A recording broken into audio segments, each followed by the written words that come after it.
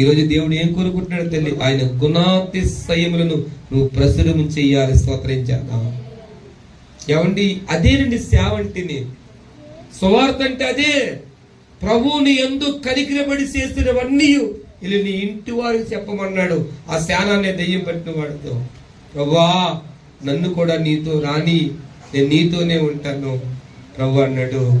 నువ్వు ఇప్పుడు నాతో ఉండిపోవడం కాదు నిన్ను రక్షించేది, నువ్వు చేయవలసిన పని పొందే. ఇది చాలా మంది ఉండిపోతున్నారు. వారి పని వాళ్ళదే.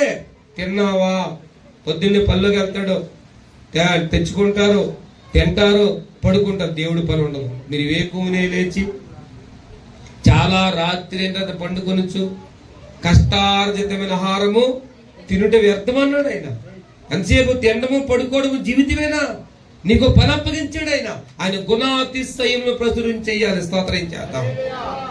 ఆ శానాన్ని దయ్యం పట్టిన వాడు ఏ జీవితం ఉందండి? ఇంకా ఏ సాక్ష్యం ఉంది? ఏ బ్రతుకుంది? ప్రభువా నా తల్లి నన్ను విడిచిపెట్టింది అయ్యా, నా కుటుంబం నన్ను విడిచిపెట్టింది. ఈరోజు చాలా మంది అనుకుంటారు మేము బాగు చేసుకుంటాం అనుకుంటారు. మనం బాగు చేసుకోలేవండి. మన కుటుంబాలు మనం కట్టుకోలేవండి. ఆయన ఒక్కడే కట్టువాడు, ఆయన ఒక్కడే బాగు చేయగలవాడు.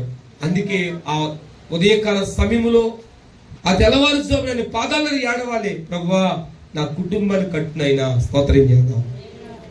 నా జ్ఞానంతో నేను కట్టుకోగలనుకుంటే నువ్వు ఎప్పటికీ దేవుడు లేని వాడు అయిపోతావు. దేవుని కలిగిన వాడు తన జ్ఞానం పక్కన పెడతాడు, దేవుని పైనే ఆధారపడతాడు. స్తోత్రం చేద్దాం.